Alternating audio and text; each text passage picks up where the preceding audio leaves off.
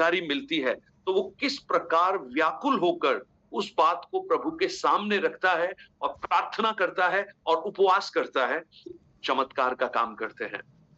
ये नहम्याह की पुस्तक जब आप पढ़ेंगे तो याद रखिएगा, करीब 450 बीसी यानी ईस्वी पूर्व में ये पुस्तक लिखी गई है। और ये पुस्तक लिखने का जो घटनाक्रम है, ये उस समय की घटना है जब इजरायली लोगों को बेबीलोन के सम्राट के द्वारा बंधक बनाकर ले जाए गए थे। 587 ईस्वी पूर्व पूरा इजराइल और यहूदा खंडहर बना दिया था, उनका मंदिर तोड़ दिया था जो उनकी शान माना जाता था, और वहां के हर एक लोगों को पकड़कर बंदी बनाकर वो बेबीलोन में ले गए। तो अब सोचिए 70 सालों से उस देश में कोई नहीं रह रहा है, तो 70 सालों में वो देश खंडहर बन गया।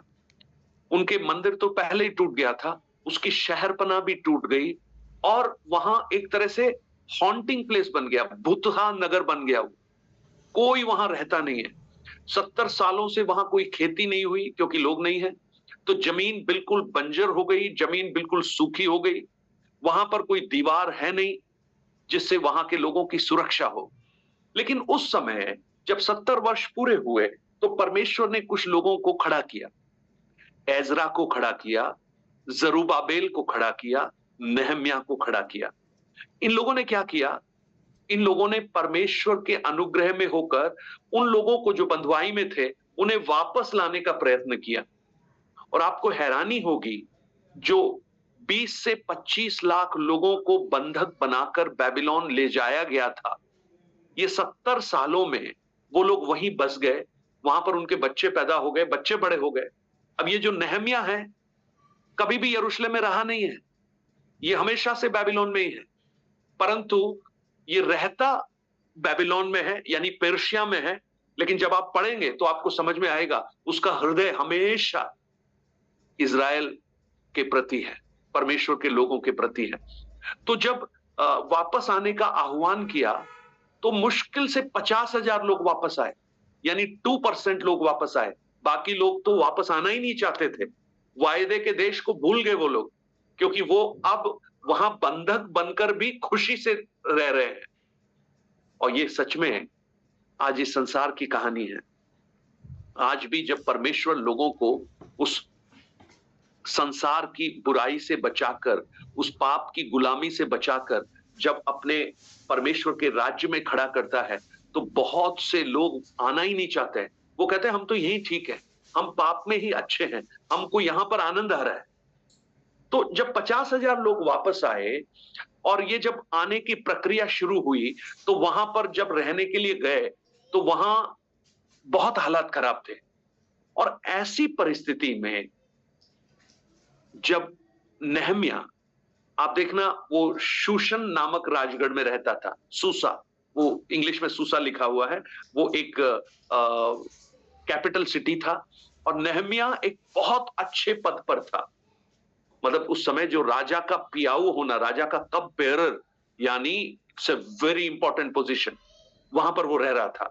तो क्या हुआ, जब वो वहां रह रहा था तब दूसरे वचन में लिखा है, हनानी नामक मेरा एक भाई और यहूदा से आए कई पुरुष आए। अब ये वो लोग थे जो बंधुआई से बेबीलोन से यरूशलेम चले गए थे और अब यरूशलेम से वापस यहां आए, किसी काम के लिए आए होंगे। जब वो यहां पर आए तब मैंने उनसे उन बचे हुए यहूदियों के विषय में जो बंधुआई से छूट गए थे और यरूशलेम के विषय में पूछा। अभी देखिए क्या पूछ रहा है नहम्याह, क्या पूछ रहा है, यार यहां से जो 50,000 लोग गए थे ना, वो चले तो गए यहां से, वो पहुंच तो गए, वहां पे पहुंच गए कि नहीं पहुंचे, अभी वो कैसे रह रहे हैं, उनके हालात कैसे हैं, उनकी अवस्थाएं कैसी है, इस बात को उन्होंने उन लोगों से पूछा, क्योंकि ये लोग वहां से आए थे, किसी काम के लिए आए होंगे। अब देखिए तीसरे वचन को पढ़ लीजिए, अनीता सिस्टर, तीसरे वचन को आप पढ़िएगा, कोई भी पढ़ लीजिए तीसरा वचन एक बार। उन्होंने मुझसे कहा कि जो बचे हुए कुछ लोग बंधुआई से छूटकर उस प्रांत में रहते हैं, वे बड़ी दुर्दशा में पड़े हैं और उनकी निंदा होती है, क्योंकि यरूशलेम की शहरपनाह टूटी हुई और उसके फाटक जले हुए हैं। अब आप देखिएगा क्या हुआ जब इसने पूछा कि वहां के हालात कैसे हैं, तो उन्होंने कहा कि भाई हालात तो बहुत खराब है। क्या हालत है? बड़ी दुर्दशा में लोग हैं। वो वापस तो आ गए। सोचिए 70 सालों से जो नगर खंडहर होकर पड़ा है, कोई रहना पसंद नहीं करता, तो इनके घरों की क्या हालत हो गई होगी, इनके खेतों की क्या हालत होगी। दीवार है ही नहीं, सुरक्षा का कोई प्रावधान नहीं है। ऐसी परिस्थिति में वो रह रहे हैं। तो ये बोल रहा है कि बहुत बड़ी दुर्दशा में है, शहरपनाह टूटी पड़ी है और फाटक जले पड़े हैं। ऐसी हालत में वो लोग हैं। और जैसे ही नहम्याह ने इस बात को सुना, चौथा वचन कहता है, मैं बैठकर रोने लगा। आप सोचेंगे इस व्यक्ति को क्या पड़ी है वहां की। आपको पता है सूसन से यरूशलेम करीब 1300 किलोमीटर दूर है, 800 मील की दूरी है। मतलब एक व्यक्ति यहां आराम से बैठा हुआ है, एक राजा के साथ है, उसका उसका परिवार, उसका सब कुछ बहुत अच्छा चल रहा है, और 1300 मील दूर उन परमेश्वर के लोगों के प्रति इसका मन दुखित हो गया है। मैं आज आपको बताना चाहता हूं, परमेश्वर जरूरी नहीं है कि आपको टूटे हुए स्थान में ले जाए एक बहुत बड़े काम को करने के लिए, लेकिन आप जहां हैं वहां पर आपके अंदर एक बोझ परमेश्वर पैदा कर सकता है। और जब वो बोझ आपके अंदर आए और अगर आप उसको परमेश्वर के सामने एक्सेप्ट करने के लिए तैयार हैं, तो समझ लेना प्रभु आपके द्वारा एक बहुत बड़ा नवनिर्माण करवाना चाहता है। अब ये कह रहे हैं कि शहरपनाह टूटी हुई है। ये शहरपनाह ना पहले भी बनाने की कोशिश की गई थी। और ये जो पुस्तक आप पढ़ रहे हैं ना, एजरा की पुस्तक और नहम्याह की पुस्तक, इन दोनों के बीच में करीब 100 साल का अंतर है, 100 इयर्स। इन्होंने पहले भी शहरपनाह बनाने की कोशिश की थी। अगर आप एजरा की पुस्तक को पढ़ेंगे, वहां पर आपको अच्छी तरह समझ में आएगा, जब उन्होंने शहरपनाह बनाने की कोशिश की तो वहां के लोगों ने उस शहरपनाह के निर्माण को रोक दिया।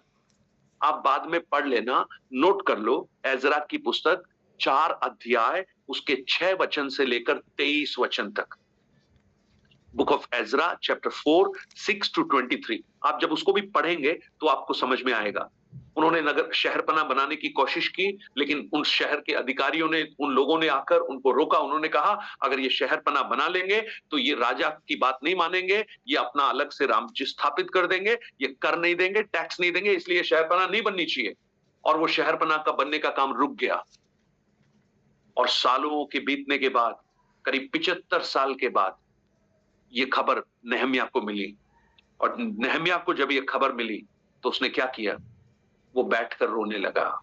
और वहां लिखा है वो बैठकर रोने लगा और कितने दिन तक विलाप करता रहा और परमेश्वर के सम्मुख उपवास करता और यह कहकर प्रार्थना करता रहा, हे स्वर्ग के परमेश्वर यहोवा, हे महान दयालु ईश्वर, तू जो अपने प्रेम रखने वाले और आज्ञा मानने वाले के विषय अपनी वाचा पालन करता है, उस पर करुणा करता है। शहरपनाह टूटी हुई है, फाटक जले हुए हैं। मैं आज जब इस भाग को मैं पढ़ रहा था, वॉल्स, आप सोचिए आपके घर के सामने जो दीवार आपने बनाकर रखी है, वो अगर टूट जाए तो क्या होगा। आप सबसे पहले उसको सुधारने की कोशिश करेंगे। क्यों? अगर वो सुधरा नहीं तो कोई भी उसमें से अंदर घुस सकता है। अगर दरवाजा नहीं है तो क्या होगा? दरवाजा जला हुआ है, एक्सेस, किसी को भी एक्सेस है, कोई भी आ सकता है, कुछ भी कर सकता है अंदर आकर। यानी वहां के लोग बड़े संकट में हैं। आज जब मैं इस भाग को पढ़ रहा था, मुझे प्रभु ने एक बात बताई। नहम्याह रो रहा है यरूशलेम की शहरपनाह के लिए, यरूशलेम की दीवार के लिए। लेकिन आज आपको यह देखना पड़ेगा कि आपके परिवार में कोई दीवार टूटी तो नहीं है। आपके घर के अंदर, आपकी कलीसिया के अंदर, आपके समाज के अंदर कहीं कोई ऐसी दीवार टूटी तो नहीं है, कहीं शहरपनाह जल तो नहीं गए हैं, कहीं शत्रु वहां से अंदर प्रवेश तो नहीं कर रहे हैं, कहीं आपका जीवन एक संकट के बीच में से तो नहीं गुजर रहा है। अगर ऐसा है तो मैं आपको बताऊं, आप नहम्याह के समान रोना प्रारंभ कीजिए, नहम्याह के समान विलाप करना प्रारंभ कीजिए, नहम्याह के समान उपवास करना प्रारंभ कीजिए। जो टूटा है परमेश्वर उसको बनाना प्रारंभ करेगा। Praise the Lord. आप मेरी बात समझ पा रहे हैं? नहम्याह ने यरूशलेम को देखा 1300 मील दूर, 1300 किलोमीटर दूर, लेकिन आज आप अपने घर को देखिए, आप अपने परिवार को देखिए, क्या क्या टूटा हुआ है। आप अपने जीवन को देखिए, कहीं आपका आत्मिक जीवन टूटा हुआ तो नहीं है, उसकी दीवार तो नहीं टूट गई है, कहीं कहीं वो बुरी तरह से बिखरा हुआ तो नहीं है, उसकी दुर्दशा तो नहीं हो रही, कहीं आपके अपने लोग अभी तक उस परमेश्वर को नहीं जान पाए, वो भी कहीं दुर्दशा में तो नहीं पड़े। आपको प्रार्थना करने की जरूरत है। देखिए, एक व्यक्ति प्रार्थना कर रहा है, उन 50,000 लोगों की अवस्थाओं को देखकर एक व्यक्ति प्रार्थना कर रहा है। और देखिए परमेश्वर ने क्या किया, इस व्यक्ति के अंदर वो बोझ डाला, वो बर्डन डाला। मेरी प्रार्थना है इन दिनों में परमेश्वर की कलीसिया के प्रति कुछ लोगों के अंदर बोझ आए। Praise the Lord. आप परमेश्वर के उस भवन के प्रति आपके अंदर बोझ आए, आपके परिवार के प्रति आपके अंदर बोझ आए, आपके लोगों के प्रति आपके अंदर बोझ आए। और जब वो बोझ आपके अंदर आएगा, वो बोझ को कई बार लोग पता है कैसे लेते हैं, एक इमोशनल फीलिंग के रूप में लेते हैं। मैं आपको बताना चाहता हूं, अगर वो बोझ बिना प्रार्थना के होगा तो वो बर्डन बन जाएगा, लेकिन अगर वो बोझ प्रार्थना और उपवास के साथ होगा तो वो एक बहुत बड़ा ब्रेक थ्रू बन जाएगा।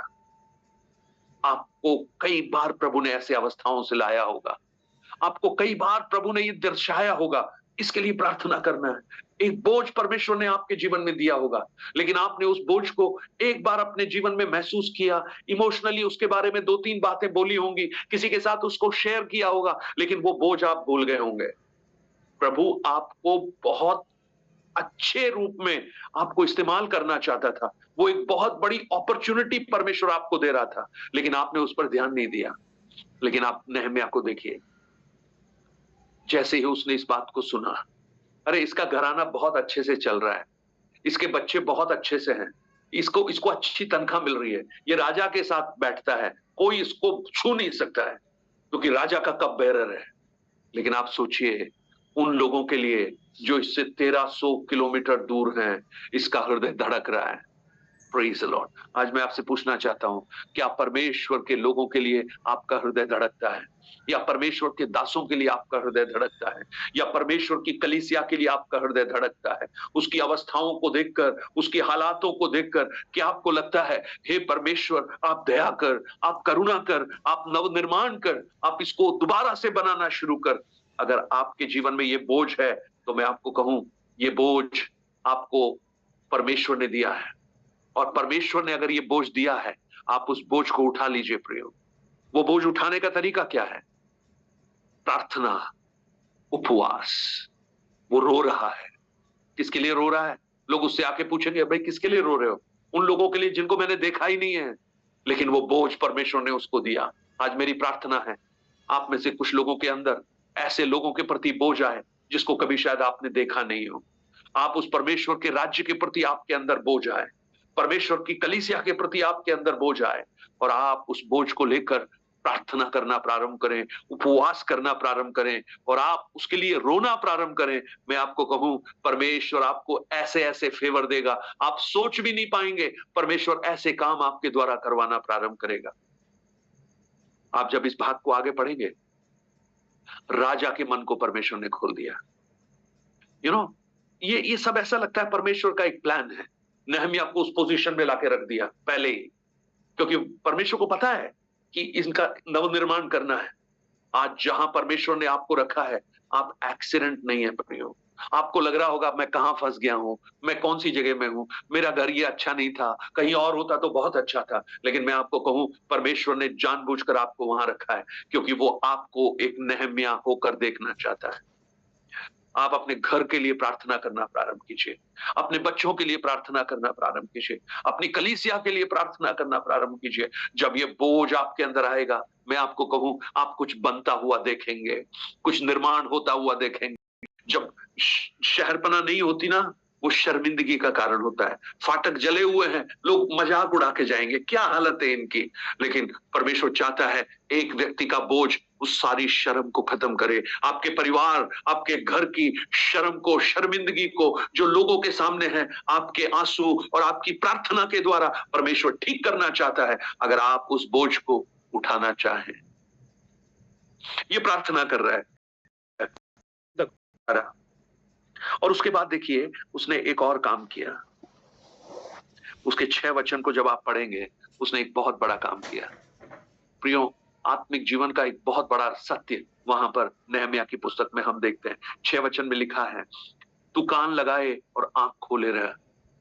जो प्रार्थना मैं तेरा दास इस समय तेरे दास इजराइलियों के लिए दिन रात करता हूं, उसे तू सुन ले। हम कितनी प्रार्थना करते हैं। हमारी प्रार्थनाएं कई बार मिनट्स को देखकर होती हैं, और कई लोगों के जीवन में तो प्रार्थना होती ही नहीं है। लेकिन आज हम अपने आप को जांच कर देखें। ये कह रहा है, मैं दिन रात प्रार्थना कर रहा हूं उन लोगों के लिए, मैं रो रहा हूं, उस बात को सुन ले परमेश्वर, उस बात पर कान लगा। और एक और बात पता है वो क्या कह रहा है, मैं इजराइलियों के पापों को जो हम लोगों ने तेरे विरुद्ध किए हैं मान लेता हूं। मैं और मेरे पिता के घराने दोनों ने पाप किया है। यानी उसको एक बात समझ में आ गई, नहम्याह को एक बात समझ में आ गई। प्रियो, हमको एक बात समझ में आनी चाहिए, ये शर्मिंदगी क्यों है इजरायलियों के लिए, ये क्यों फाटक जले हुए हैं, क्यों शहरपनाह टूटी हुई है। जानते हैं उसका कारण क्या है? क्योंकि इजरायली लोगों ने परमेश्वर की आज्ञा का उल्लंघन किया। और जब परमेश्वर की आज्ञा का उल्लंघन किया, परमेश्वर ने अन्य राजाओं के अधीन में इनको कर दिया। Praise the Lord. आज हम एक परतंत्रता में तो नहीं है, हम स्वतंत्र हैं। 1947 में हमारा देश स्वतंत्र हो गया, लेकिन आज भी हमारे घरों में बहुत से लोग उस पाप की परतंत्रता में हैं, गुलामी में हैं। वो अभी भी बंधक में है, जकड़े हुए हैं। क्या आप उनके पापों के लिए प्रायश्चित कर सकते हैं? क्या आप उनके लिए प्रार्थना कर सकते हैं? आप उनके लिए रो सकते हैं? आप उनके लिए एक विनती कर सकते हैं? उनके लिए रात दिन प्रार्थना कर सकते हैं? आप अपने परिवार के लोगों के लिए ऐसे प्रार्थना कीजिए प्रियो। आप उनके पापों को अपने ऊपर उठाकर प्रार्थना कीजिए, जैसे प्रभु यीशु ने हम सबके पापों को अपने ऊपर उठा लिया और एक दर्द की अवस्था में वो पहुंच गए। ये पापों को, दूसरे के पापों को उठाकर प्रार्थना करना आसान नहीं है, वो बड़ा पेनफुल है। लेकिन अगर आप वो करने के लिए तैयार हैं, तो प्रभु कुछ लोगों को क्षमा करने के लिए तैयार है, कुछ लोगों के बंधन से उनको वापस लौटाने के लिए तैयार है, कुछ लोगों की शर्मिंदगी को हटाकर उनको वापस एस्टैब्लिश करने के लिए तैयार है। वो कह रहा, हमने तेरे विरुद्ध बहुत बुराई की है। अरे नहम्याह, तुमने कहां किया है? तुम तो आराम से बैठे हो यहां पर। ये तो वो लोग थे, तुम तो वहां रहे ही नहीं कभी, तुम तो यहीं आके पैदा हुए। तुमने कौन सी बुराई कर दी? लेकिन ये उन सबको रिप्रेजेंट कर रहा है। वो अपने आप को शोषण के लोगों के साथ नहीं मिला रहा, अपने आप को परमेश्वर के लोगों के साथ मिला रहा है। Praise the Lord. प्रियो, वचन में लिखा है, अपने लोगों से कभी मुंह मत मोड़ना। जब आप परमेश्वर के लोगों को देखें, प्रेज द लॉर्ड, मैं आपको कहूं, चाहे वो कितने भी छोटे हों, चाहे वो कितने भी छोटे हों, शायद आपके समाज के हिसाब से वो बहुत बहुत निम्न माने जाते हों, लेकिन आप कभी भी उनसे मुंह मत मोड़ना, क्योंकि हमारा परमेश्वर उनसे भी उतना ही प्रेम करता है जितना वो आपसे प्रेम करता है। उसके लिए झोपड़ी, उसके लिए राजमहल कोई महत्वपूर्ण नहीं है, उसके लिए उसकी आत्मा की कीमत महत्वपूर्ण है, और वो सबकी आत्मा की कीमत एक ही है। इस संसार में हो सकता है आप बड़े हो सकता है आप ऊंचे पद पर पहुंच गए हो, लेकिन जो नीचे हैं उनके लिए भी आप एक बोझ रखिए अपने अंदर, उनके लिए प्रार्थना कीजिए। और मैं तो आपको कहूं, आप ऐसे लोगों से अधिक संबंध रखिए, ऐसे लोगों से अधिक बात कीजिए। और मैं आपको सच बता रहा हूं, ये लोग जितना आपको प्यार करेंगे ना, उतना बड़े लोग आपसे प्यार नहीं करेंगे। उनके लिए आप अपने रिसोर्सेस को खर्च कीजिए, अपने संसाधनों को आप उनके लिए लगाइए, उनकी मदद करने के लिए हाथ बढ़ाइए। जब आप ऐसा करेंगे, परमेश्वर, स्वर्ग का परमेश्वर आपको बहुत आयास से आशीष देगा। आज हम क्या सोचते हैं? हम उन लोगों के साथ बैठते हैं जो हमसे ऊंचे होते हैं। तो कभी आपकी मदद नहीं करेंगे। लेकिन जब आप आपसे नीचे वाले लोगों के लिए आप काम करोगे ना, वो आपको कभी भूलेंगे नहीं। वो आपके लिए हमेशा प्रार्थना करेंगे, वो आपके लिए हमेशा परमेश्वर से गुहार करेंगे। Praise the Lord. नहम्याह ऐसे लोगों के लिए प्रार्थना कर रहा है और उन लोगों के पापों को वो अपने ऊपर उठाकर कह रहा है, हमने तेरे विरुद्ध बहुत सारी बुराइयां की हैं। और आप देखना, ये प्रार्थनाएं जब आप पढ़ते जाएंगे, जब आप इस भाग को पढ़ेंगे, आप नहम्याह की पुस्तक, छोटी सी पुस्तक है, आप पढ़ना। पता है, राजा के सामने ये गया, राजा इसको देखकर पूछता है, नहम्याह तेरा मुंह उदास क्यों है? तब ये बोलता है, देखो जी ऐसी हालत है, हमारे लोग बहुत परेशान हैं, हमारे लोग वहां पर इतनी दूर हैं, बहुत परेशानी में है, शहर बना नहीं है, आप कुछ मदद कर सकते हैं? तो राजा खुद बोल रहा है, अरे तुझे क्या चाहिए बता ना, मैं तुझे पत्र देता हूं, लेटर देता हूं, तुझे जो रिसोर्स चाहिए वो सब कुछ मैं तुझे दूंगा। एक चीज याद रखिए, आप जब परमेश्वर के बोझ को अपना बोझ बनाएंगे, परमेश्वर आपके सारे बोझों को उठा लेगा। फिर आपको कुछ भाग दौड़ करने की जरूरत नहीं है। आपके लिए परमेश्वर नए नए रास्तों को खोलना प्रारंभ करेगा, लोगों के हृदयों को आपके लिए फेवरेबल बनाना प्रारंभ करेगा, और आप देखेंगे कि वो काम कितनी सुगमता के साथ होना शुरू हो गया है। ये जो काम 170-75 सालों से नहीं हो पाया, 52 दिन के अंदर ये शहरपना का निर्माण पूरा हो गया, और इतना अद्भुत तरीके से हुआ कि लोग कल्पना भी नहीं कर पाए कि ये कैसे हुआ। उसका कारण क्या था? एक व्यक्ति ने प्रार्थना किया, एक व्यक्ति ने उपवास किया। आप प्रार्थना उपवास करते हैं, आपके द्वारा प्रभु कुछ बनाए, आपके टूटे हुए घरों को परमेश्वर बनाए, आपके बच्चों के टूटे हुए भविष्य को परमेश्वर बनाए, आपकी आर्थिक परिस्थितियों को, टूटेपन को परमेश्वर वापस जोड़े, आपके परिवार के जो श्राप जो आपके जीवन को निराशा की ओर ले जाते हैं, परमेश्वर उनके ऊपर ब्रेक लगाना प्रारंभ करे, अगर आप रोकर प्रार्थना करने के लिए तैयार हैं। तो आइए प्रियो, आज इस उपवास प्रार्थना के इस दूसरे दिन रात्रि सेशन में, जब हम इस नहम्याह की उस पुस्तक को पढ़ रहे हैं, नहम्याह की तरह से एक बोझ परमेश्वर आपको दे। हो सकता है आप अपने से दूर लोगों के लिए नहीं, आपके घर के अंदर जो लोग हैं उनके लिए परमेश्वर आपको बोझ दे, आपकी कलीसिया के लिए परमेश्वर आपको बोझ दे, आपके पासबान के लिए परमेश्वर आपको बोझ दे। आप उनके लिए प्रार्थना करना प्रारंभ कीजिए, और जब आप ऐसा करेंगे, आप देखेंगे आपके लिए परमेश्वर फेवर्स को देगा। फेवर समझते हैं आप? फेवर बहुत ही खूबसूरत है प्रियो। जब आप उस परमेश्वर के फेवर को समझेंगे ना, बहुत आप आशीषित हो जाएंगे। कई बार परमेश्वर के फेवर को हम महसूस नहीं कर पाते। उदाहरण के लिए मैं आपको बोलूं, आप एक शहर के अंदर हैं, पार्किंग है ही नहीं, और आपको गाड़ी खड़ी करनी है, आपको लग रहा है मैं कहाँ गाड़ी खड़ी करूं, और आप जा रहे हैं, आप प्रार्थना कर रहे हैं, प्रभु कहीं तो मिलेगी। तो जैसे ही आपकी गाड़ी गई, तो आपने देखा आपके सामने जो गाड़ी खड़ी हुई थी पार्किंग में, वो गाड़ी निकल रही है, यानी वो निकलेगी और आप तुरंत वहां डाल देंगे। कई बार आपको लगता होगा देखो वो आदमी जा रहा है, लेकिन मैं उसको हमेशा देखता हूं, it's a favour of God, ये परमेश्वर का फेवर है।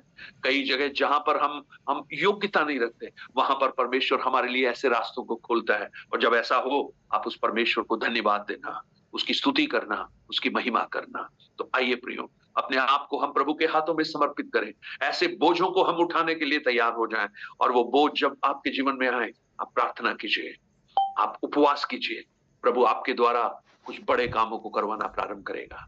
आइए हम प्रार्थना करें। हमारे साथ भाई समीर हैं, वो प्रार्थना में अगुवाई कर सकते हैं। कल